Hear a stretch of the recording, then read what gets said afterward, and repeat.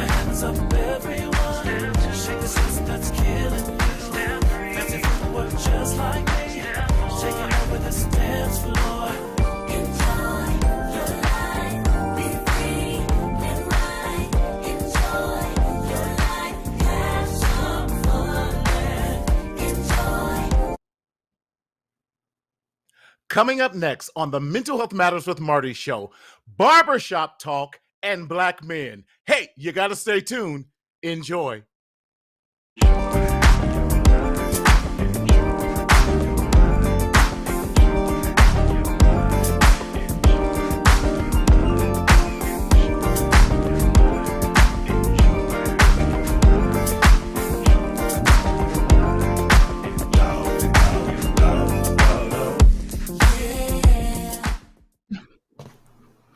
What's up, everybody? Hey, it's Martina Sellers, your mental health hygienist, coming to you as always, live and in living color, all the way from Southern California, where the sun is always shining. And as they say with the 3 T's, it never rains in Southern California. They tell me. Just doing a little something for you. Hey, how you feeling out there? What's going on, everybody? Come on and join in and tune in. What's going on, Ken? How you feeling, baby? What's going on with y'all? Everybody doing all right? All right. Let me know you are here.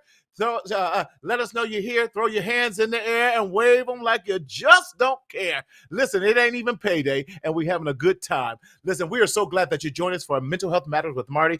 I am so excited about this edition of this show as we have been dealing with September is Suicide Awareness Month. But let me throw this out there for you just in case you forgot, and for those who are in the balcony next to that busted speaker that we still didn't get fixed in the midst of COVID. Listen, Mental Health Matters with Marty show is a psychoeducational show that is meant as a supplement and not a substitute for your mental health services. In other words, we are not your therapist, but we can be a part of your treatment plan for your therapy plan in order to grow, in order to stop the stinking thinking, to move from doubt and discouragement to encouragement and empowerment. However, if you're experiencing any type of psychiatric emergency or that you're feeling suicidal by any means, please contact your nearest urgent care, dial 911, or definitely talk to your mental health crisis team in your county. All right? So glad that we got that out the way. How do you engage with us? I'm so glad you asked me that question. Listen, as you all know, we have been changing our platform because we are trying to give you the best presentation possible. Listen, I need somebody to call Oprah. I need someone to get a hold of call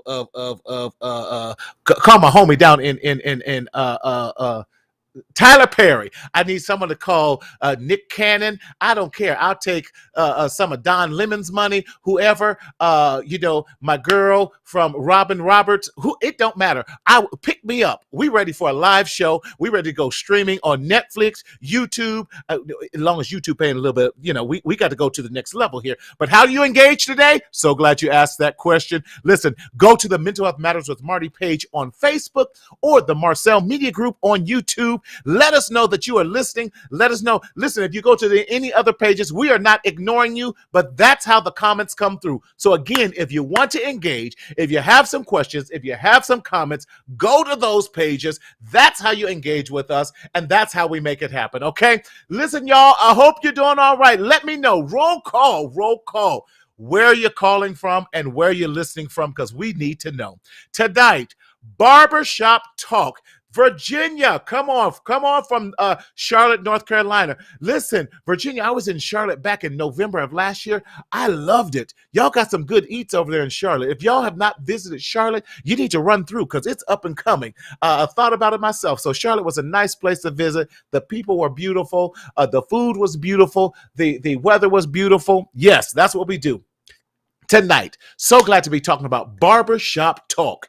That's right. You know, our barbers and for the women and getting their hair fried, dyed, and laid to the side, you know how we do it. The barbershop has been one of the main hubs that we as black men go to get rid of stress, anxiety, talk about our depression, talk about our women, talk about when they ain't acting right, when the children be acting out. You know, we talk about football, we talk about politics, we talk about our mental health, we talk about church, we talk about politics. I was going to say we talk about R. Kelly and the unreleased video, but that's a whole nother topic for another show with that. So listen, barbershop talk. And what do black men do in the barbershop? We talk because that becomes our safe haven. In other words, where we can be ourselves. Not we can have the argument. One of the things I love about Eddie Murphy's and Coming to America and Coming to America #2, there was a big center around the barbershop.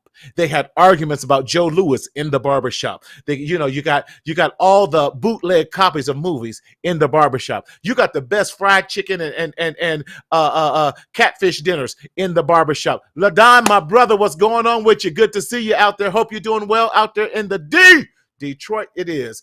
And the barbershop was a place where black men got together. Come on. We did some other stuff in the barbershop too. That's for another show too, you know. But we talk about, but when we're talking about black men having safe spaces to do their thing in the barbershops, I am so glad to have, because September is Suicide Awareness Month. We have to stop the stinking thinking. We got to provide some safe places for black men to go to where we can talk about, you know what?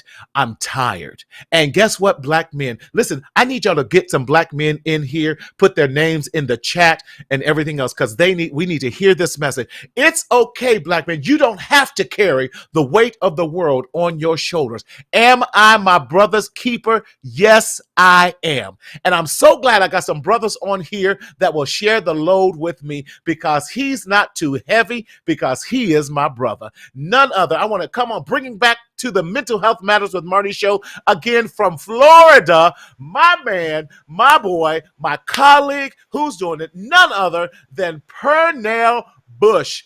What's going on, brother? How you feeling? Man, what's going on, Marty? Man, I appreciate you having me on. Happy to be back.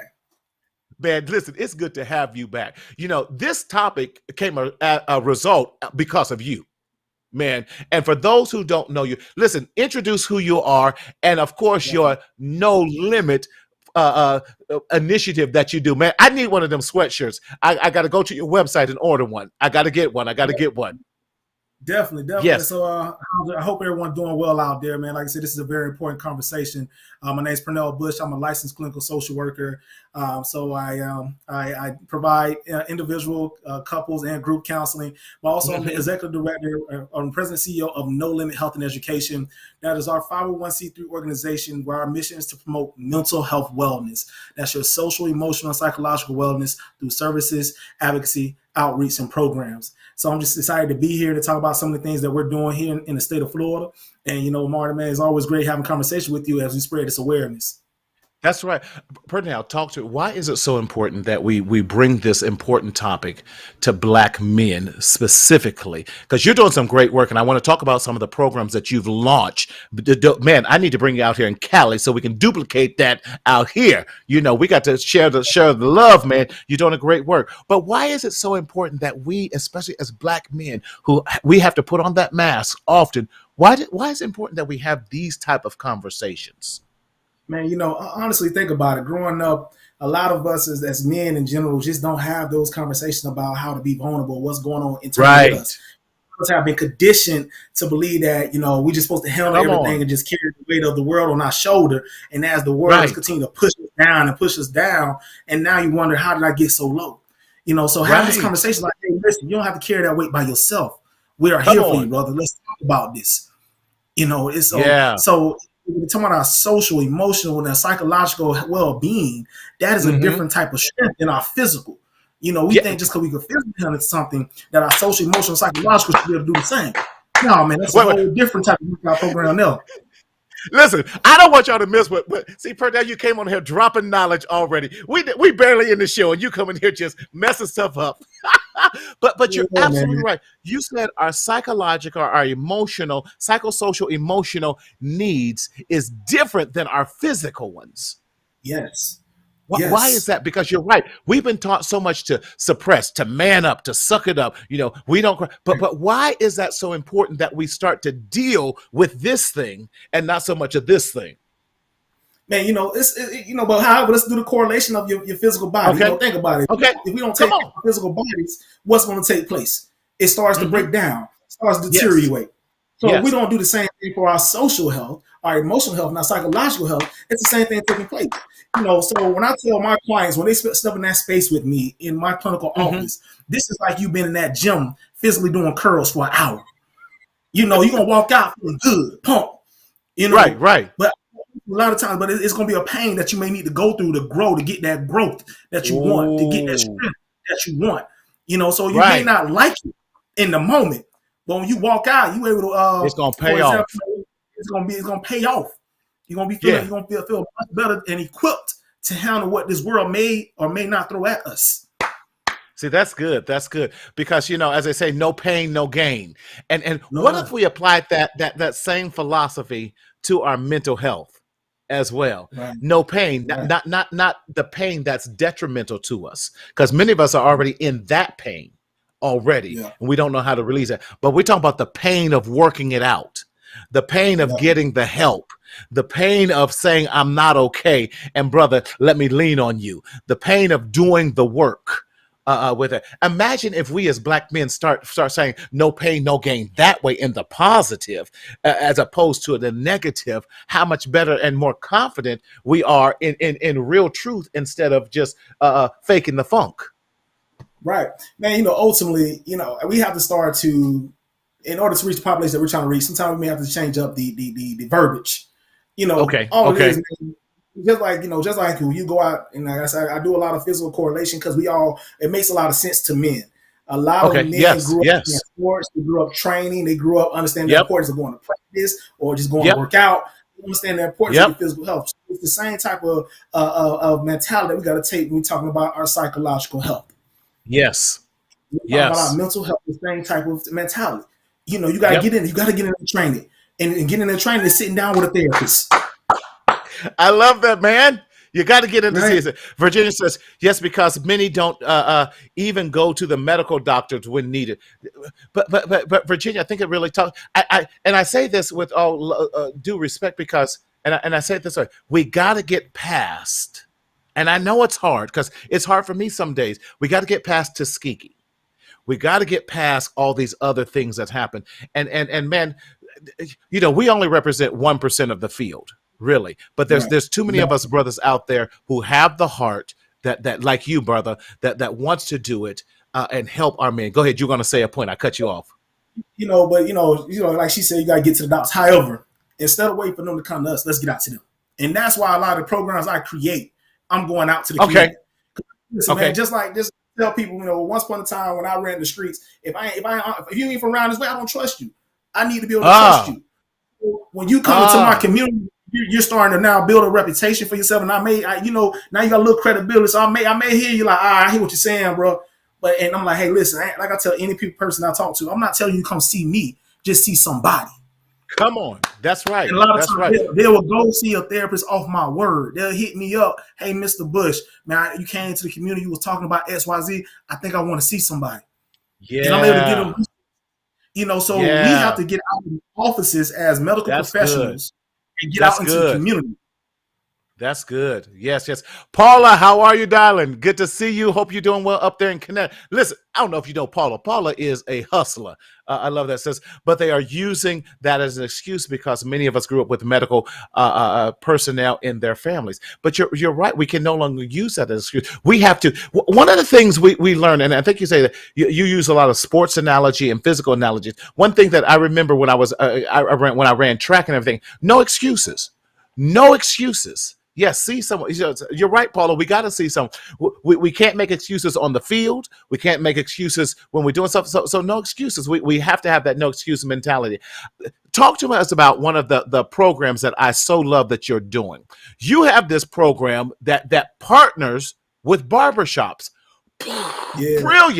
Brilliant, man. When I saw that, I was like, I'm about to take off on my brother what he's doing. Now, I'm gonna give you credit, and then I'm gonna pull you out here, man. But talk to us about what you're doing in the barbershop. Let me give a major shout out first and foremost before I get on. Let me give a major shout out to Lorenzo Lewis, who's doing it out there in Arkansas.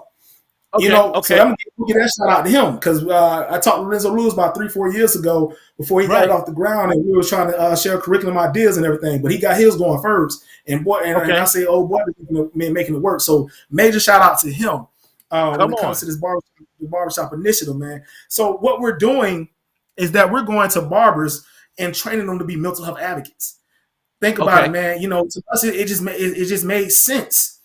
Yeah. When you think about our barbers, you build a rapport and a relationship with your barbers over time.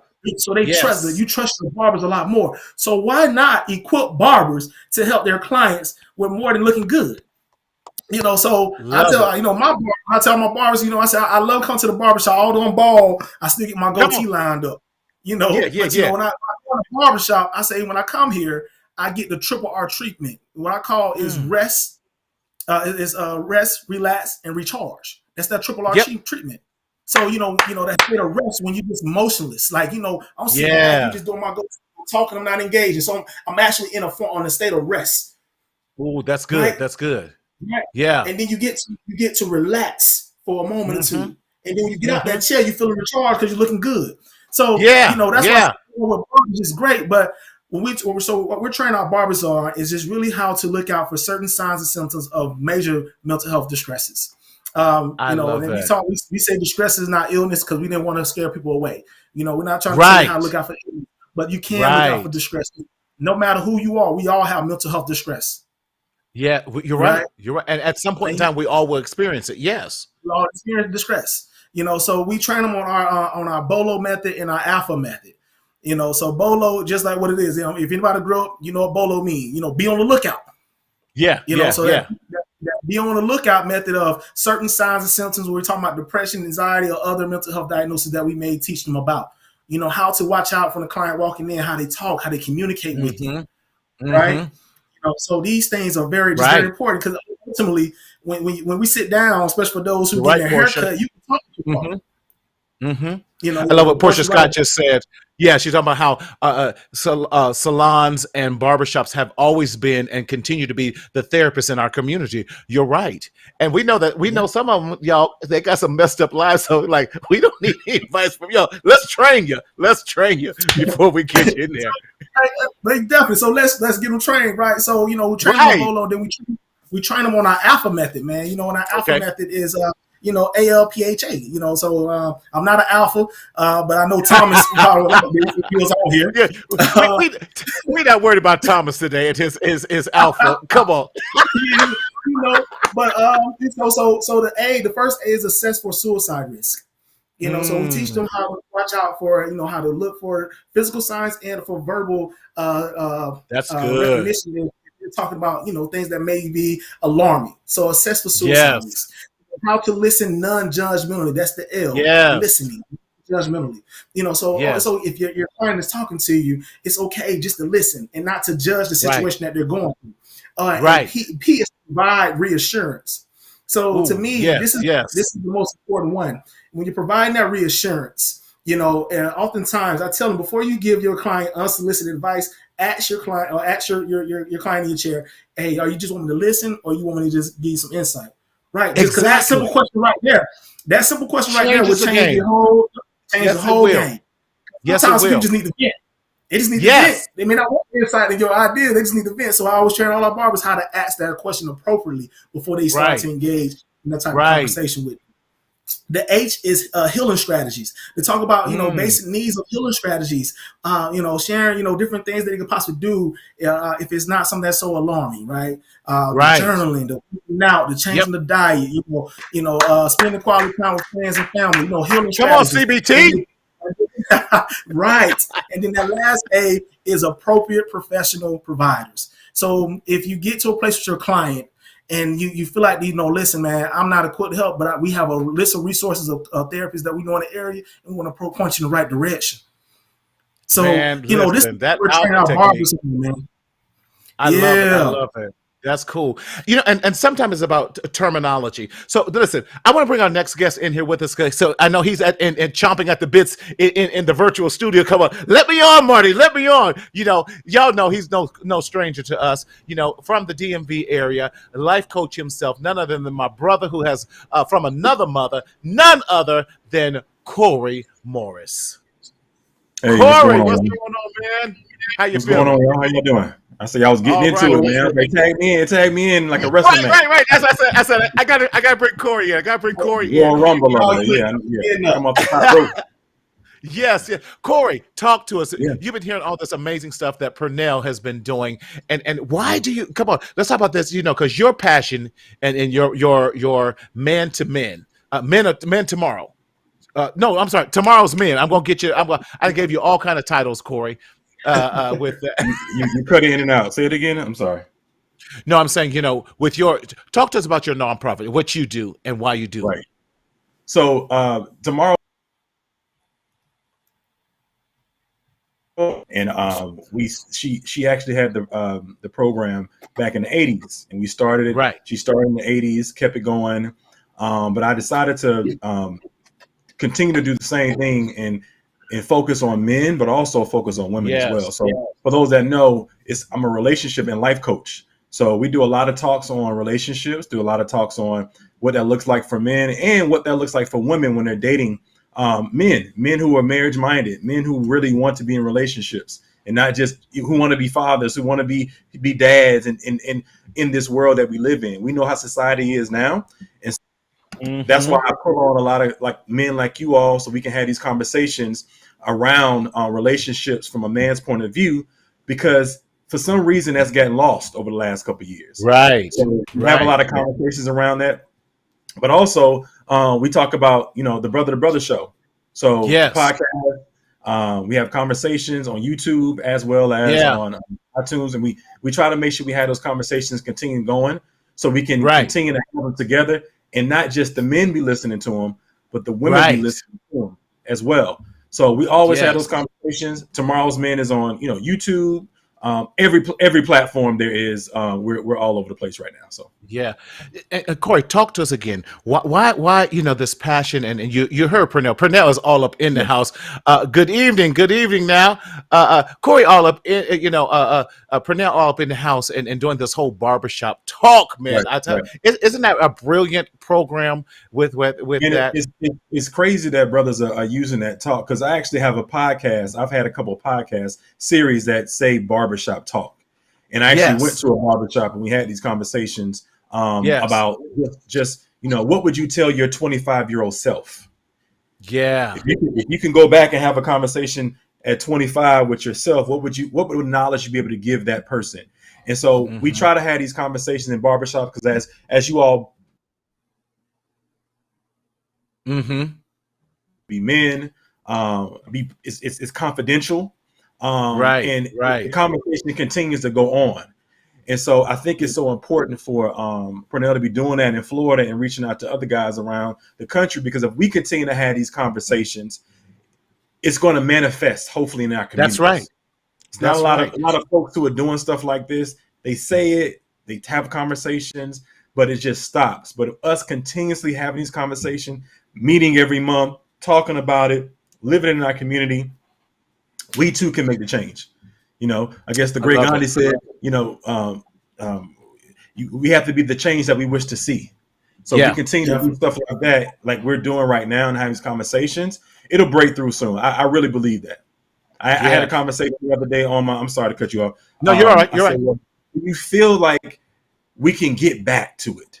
Right. You feel like we can actually get back to the place where, we had strong black men of color having conversations about what we desire, what we want, the expectation standards, and my guest that was on, he said absolutely, just continuously having these conversations and us not not giving up on what we believe in.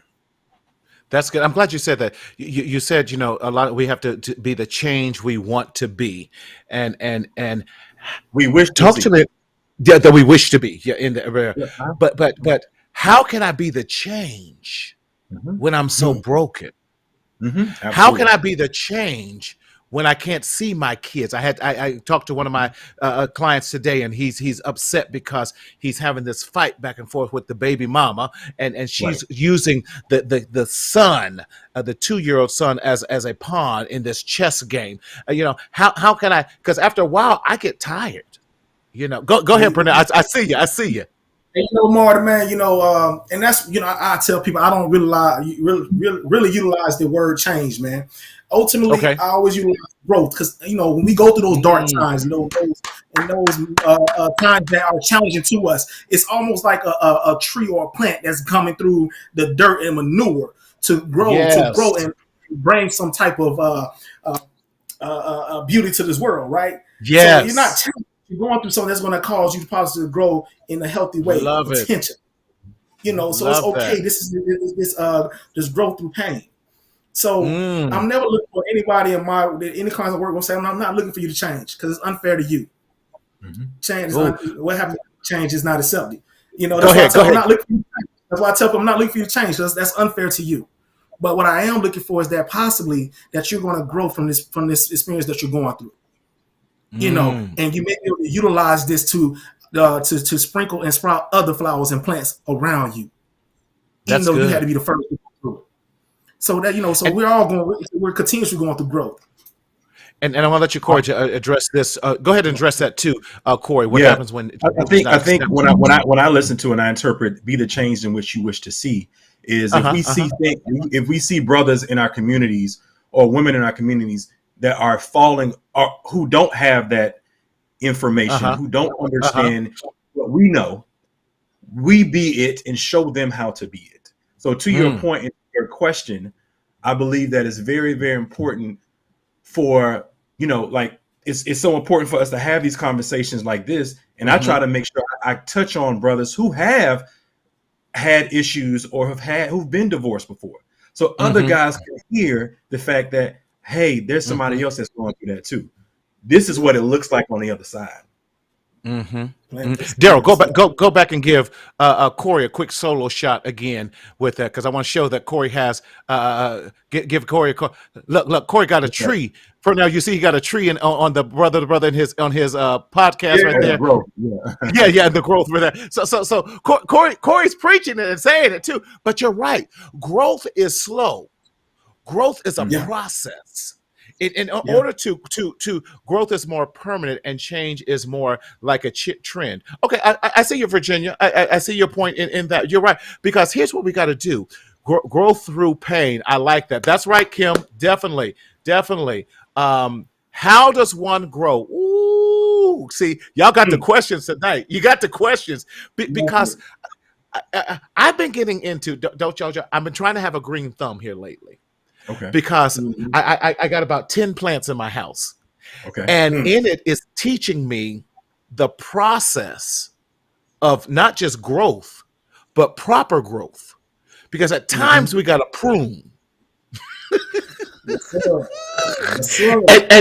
the pruning process, if I could just be biblical for just one second, just one quick second. I'm not gonna pull out my collar or nothing, but in the pruning process, you clip away the thing that produces some fruit so that it might produce much fruit.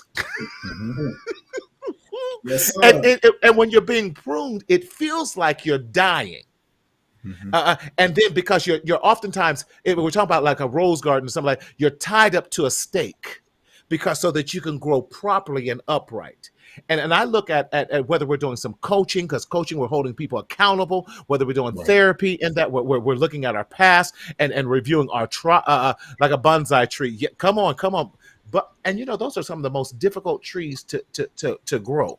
I've killed 3 of them. I'm gonna get there. But because it requires paying attention, it requires weeding, it requires certain fertilization, it requires certain moisture. Some plants have to be more moist and have more moisture than others. And just by that same token, we as Black men, we are very diverse. We are can be very complicated. See, my brother Purnell, he might need a different type of soil in order to flourish in what I might need. And then Corey, you might need a different type of, I'm out here in California. I live in the desert. So there's certain plants that can grow in the desert and certain plants that can't.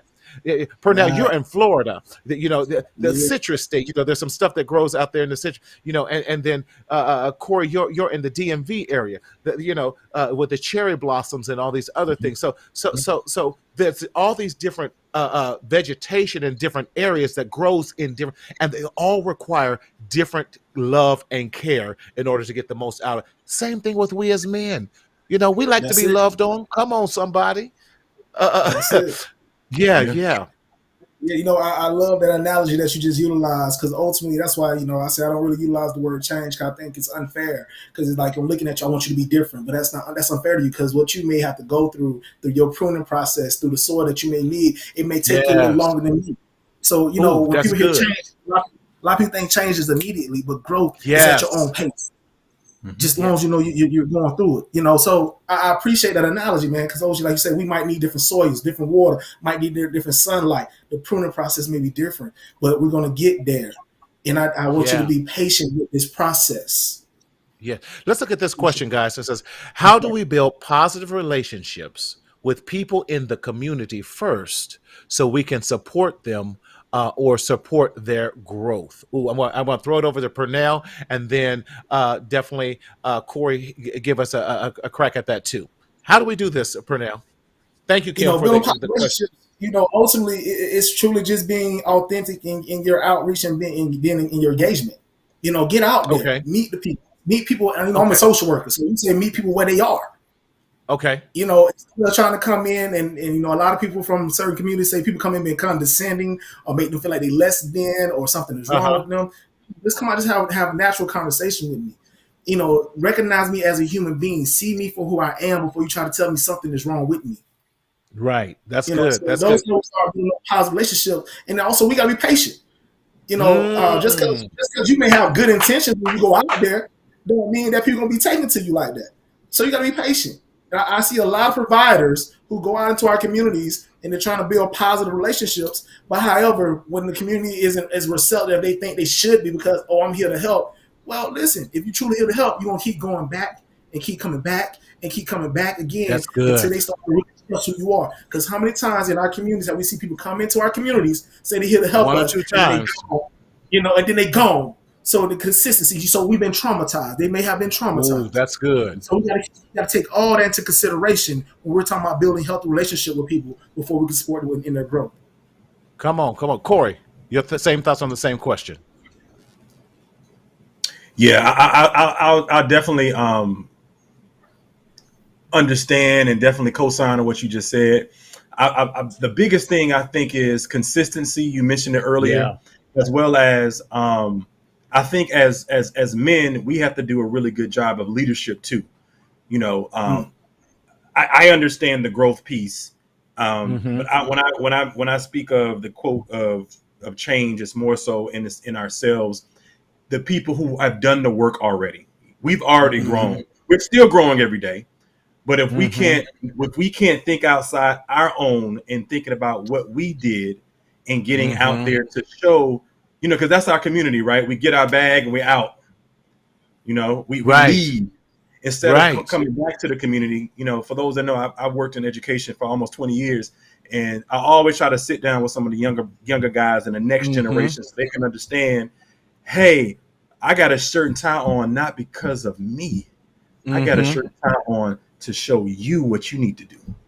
Right. That's what I mean by the change. Sometimes I don't even want to wear a tie, but sometimes I do it for others to see, because that's the I think we got a little with that and consistency and always being there. So going back to that, really having those conversations and, like you said, meeting them where they are, but also building them up. Telling your story, you being vulnerable. I think that's important. Me being vulnerable and saying, "Hey, I get it. I understand where you're coming from. This is how you do it." Because a lot of times our young people don't know because we're not being taught. We learn from the Farrakhan's, even though that may be not your practice. We learned from the Jesse Jacksons, from the leadership that we had beforehand, and we knew, even though you may not have known what they were saying, you saw some image of a black man. Yes. Where are black men now? Yeah, I think that Kim was right, being intentional. How does one stay consistent with themselves while trying to please other people? Society has a way of dictating to us how we are supposed to be. If I could jump, I think the challenge is this: be authentically who you are and know your role in that, so that we're not trying to people please. And I think that many of us struggle with people pleasing and wanting to be accepted. I know for me, I know my brand in Mental Health Matters with Marty. I know what my strengths are, and I ride that line of strength, and that becomes my expertise. I cannot be all things to all people. I'm not God. And I don't try to be God, but what I do well, I do that and offer that, and then what those other things, I refer out to Pernell, I refer out to Corey, I refer out to Thomas, I refer out to Danny, all these other brothers that I know have a heart for that as well. Pernell, what do you say about the staying consistent while trying to please others? And that's where I would scratch that other. I would just say be persistent and consistent. Man, that's easy to say once we get to start to know ourselves and we start to be true to ourselves, authentic to ourselves. Right. But, I think we all go through a period in life where we're trying to find our footing. And, when he asked that question, it made me reflect on my growth and development. One of my main concerns when I was growing up is the way that I talk. I was always told I didn't speak correctly, or my accent was too heavy. So I used to always try to, when I walk into different crowds, I try to speak differently, but it's like, that's not who I am. Right. And I was hurting more so than me trying to please them. I was hurting me because I wasn't being authentic. Because I was operating out of fear of ridicule and judgment. So the things that we can do once we start to come within ourselves is to recognize that we all have been developed differently. We all was put here differently by the higher power to bring a different type of, for lack of better terms, different sauce to this world. That's right. I like that. The way that I communicate is going to be different than what you are. So my voice, the vessel that I am, my voice may hit a different population than yours. So true. That's what made me think, like, it really made me when he's asked that, when I seen that question, it made me think about that, man. Because the way that I speak has always been a very big self-conscious thing of mine. Because all my life, when I was in school, I was told that I can't speak. You don't talk properly. You don't talk correctly. That's what I was told over and over, to where you start to believe that. Yes. So it took me to get into a place of really being okay with who I was first, to understand I don't have to please anyone. If people are truly genuinely for me, they're gonna be connected to me by me authentically showing up. Yeah, I love that, because there's a space for you, because we're not one size fit all. Not at all. Never have been. Never. So good sauce by the grace of the good sauce by the grace of God. Come on, Joseph. But we're not a one size fit all. You'll be able to hit some communities and probably that I won't be able to hit, because they be like, you say you've been told you couldn't talk. And I've been kind of told the opposite. I was too proper. That I was an Oreo in that, because I just like using correct grammar. With that, just here. My nickname when I was young was besides don't y'all laugh, Mr. Magoo, because I had such thick glasses. Thank God for laser surgery, brother. I can only see the big E on the wall. Don't y'all laugh at me. I was blind lead the blind, but later was professor, and I'm just going. I was like, y'all just laughing at me because I just was a nerd in that regards, but in that regards, you start to be self-conscious of that as well. But Corey, what you have to say to that same question with that? I would say you have to know yourself. That's the first thing. And then what I went through with that question was my mentor told me years ago, you got to know your why.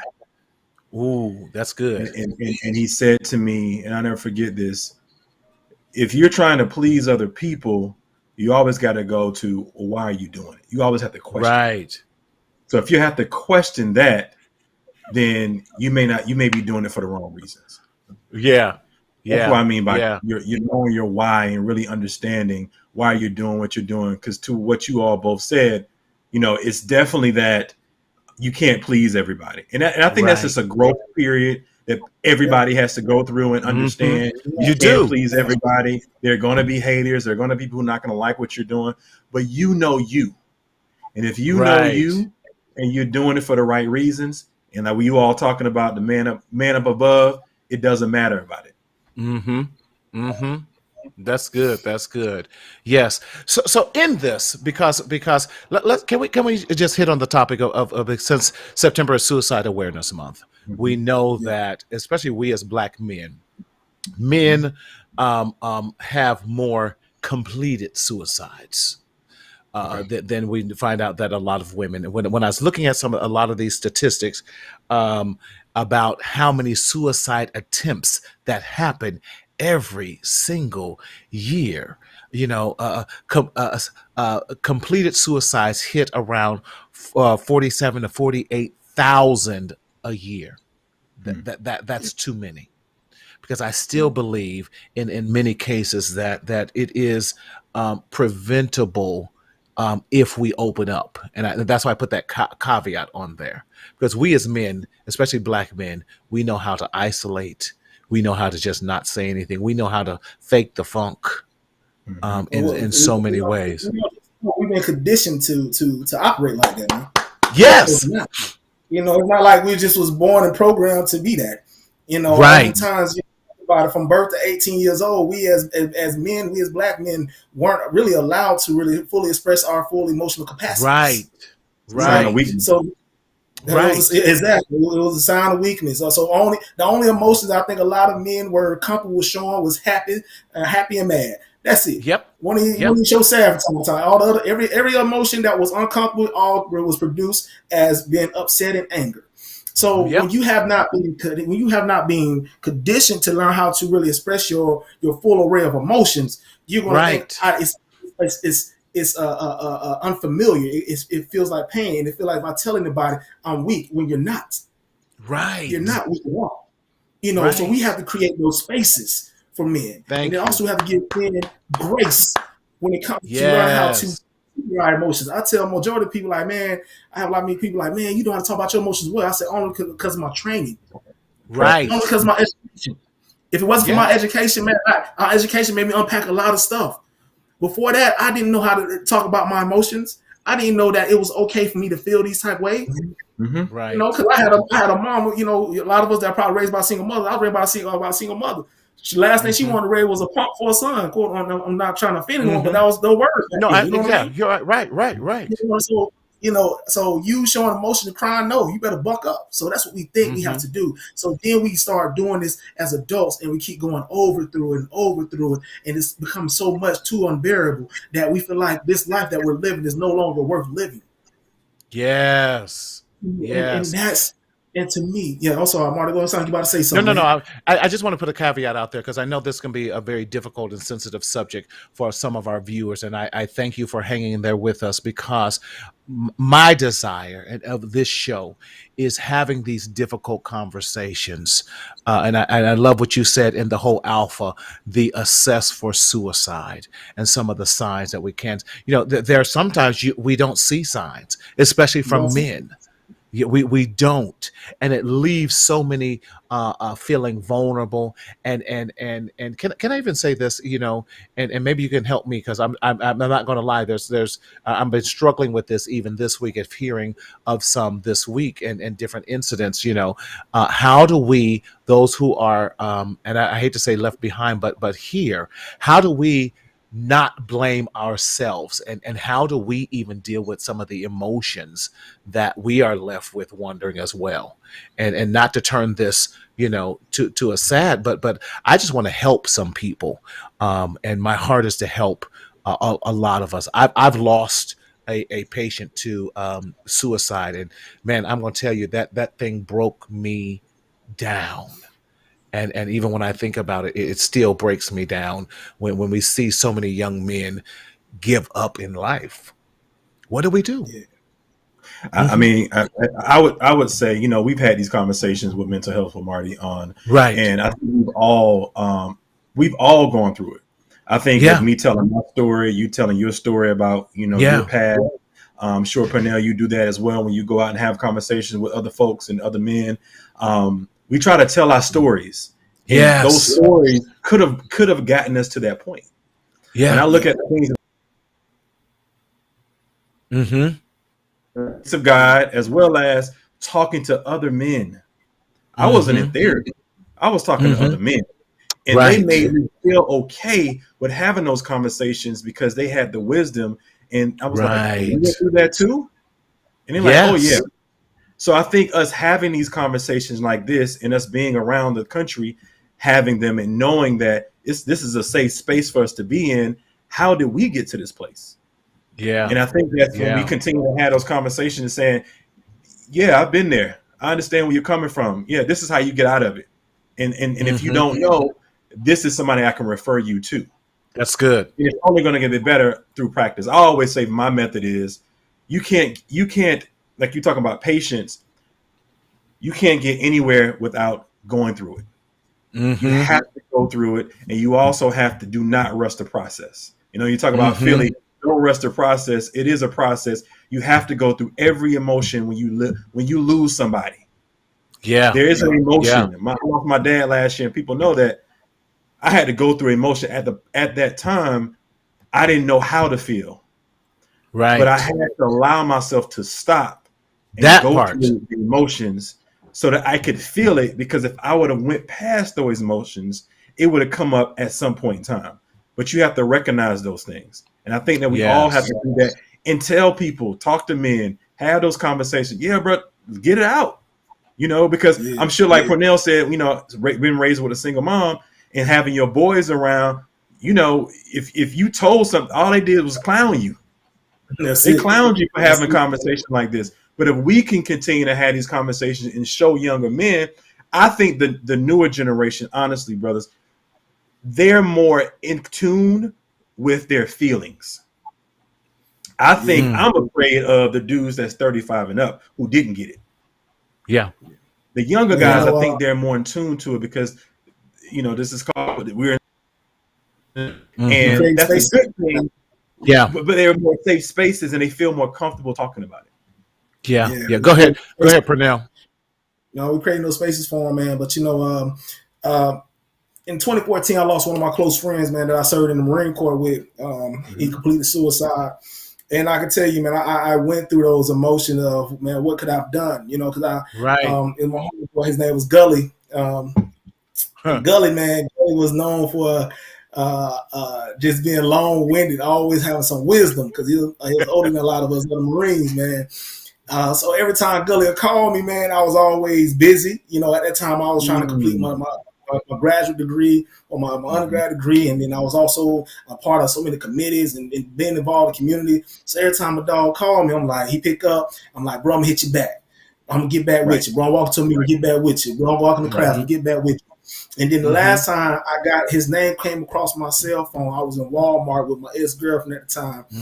He and I'm like, oh, it's my dog Gully. I should get to talk to him. It was his sister letting me know that he committed suicide. And that took me through so many emotions, man. Because when you have that blaming, because you start thinking, what could I have done? Maybe I just had a conversation with him. Maybe I checked up on him more. What was he going through? And and it hurt when you started to think about. And for me, it hurt me because I'm like, man, he built like me. We from the same type background. I could never see that. Like, what was you thinking? So I went to blaming him. And I had to step back from blaming him, blaming myself, and understand, man, I'm going through these emotions and understand, like, man, it was something that it was a decision that he made that I wish I could have a conversation to know what his mindset was, but we can't rewind. So I had to, as a United States Marine, I had to rewrite my mission for myself, man. That's all I came out of my grieving was I had to write a mission, bro.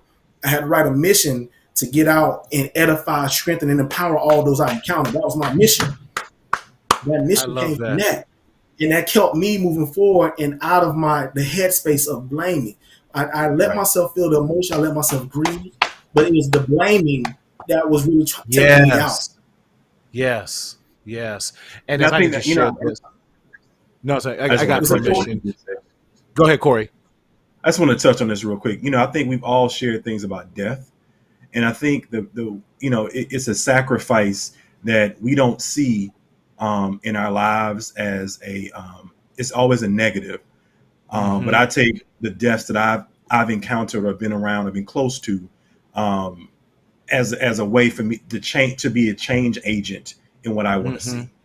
And I think that just listening to you all, that's kind of being your drive in the work that we do now. Yeah. So those people are still close to us, and we can still use those as avenues and a narrative to help people out here who are going through those same type of things. Yes. I think you're absolutely right. And if I could share, and I got permission before saying this, and my heart goes out to a lot of you don't know Daryl, who's in the back, and he's the one who puts up all these things. And I thank him because this is a difficult week, and even having this conversation this week, that he did lose his best friend this past weekend to suicide in that. And so I thank you, Daryl. Our heart goes out to you, your best friend's family, in that as we process this, because it's just more relevant that we have to have these conversations. There's so many men, Black men, who are hurting, and we don't know why, and we have to look at the signs when we are isolating, when we maybe give away valuable things. Our personalities have everything. There's a shift in behaviors, or there could not even be a shift, but the things that just do that. So y'all, and we just beg you, please, no more senseless suicides. And for me, it says senseless, but I don't know the pain that his best friend was going through. I don't know the pain that these men, when they feel that their only hope is a permanent solution to a temporary problem. And we have to rally around each other so that we don't continue to have these suicides, y'all. That's just where I'm at today. So. Yeah. I mean, we see the signs all the time. I mean, I think now we recognize what they are. I even have a tough time with even my closest buddies sometimes, man. I was like, well, have you heard from so-and-so lately? Oh, man, he all right. Oh, he got his wife. And I'm like, nah, have you checked up on him? Have you really had a conversation? Like, we don't do enough of that. I know it sounds in the Black community, we don't want to probe. We don't want to ask too many questions. But I think it's our duty being in this field to ask the extra question, because they might need it. You never know. They might need it. I think sometimes, and because of the way we were raised to not have those conversations, it makes sense to us. Yeah. It makes sense to us to ask the extra question, but it doesn't make sense to somebody who doesn't do this for a living, whose passion isn't to want to help in Black men in their mental health, and just people in their mental health. So. Yeah. And, if I could, I love that it says no more. And thank you for sharing that you were, you had a suicide attempt, Lauren, earlier, as you were sharing that. So, that takes courage to share all that. Says we need to be intentional about helping people identify their circle of support. I love that. And acknowledge that our support circle might be someone else other than family. Kim, you're absolutely right. If I could borrow from my boy, wellness checks. Thank you. Yes, come on, flood all that in. My boy Trey, who says, "You good, fam?" And we can just ask those things. You good, fam? And so, why you good? What makes it so good? Let's probe. Let's ask, as we say in our field, open-ended questions. But where it's not a yes or no. What makes it good? or what makes it not so good right now? And that's how we can begin the dialogue. You're right. Am I here just to have a good listening ear? Because we do need to have a good listening ear every now and again to help our brothers and sisters along this journey and through their struggles of life. So yes, so I want to share the such a beneficial conversation. And Paula, thank you so much. And Paula, I should have had you on the show as well, because she lost a loved one to suicide as well. So it's something that it's something we never forget in that regard. And I think those of us who have lost friends and loved ones, we become the criers on the wall saying, you not to do this.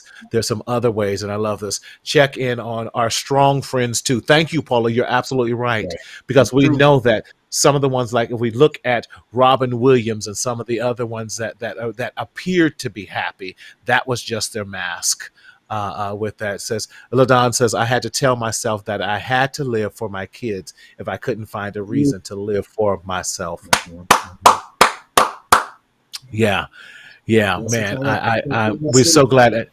And brothers, thank you for sharing. And with that, yeah. Listen, our time is up as we talked about this. But Corey, talk to us. How can people stay in touch with you? And man, I thank you for, again, your transparency and being so vulnerable tonight, man. You know, I got nothing but much love for you, man, my brother. And so how do we continue to follow you and stay in touch with you?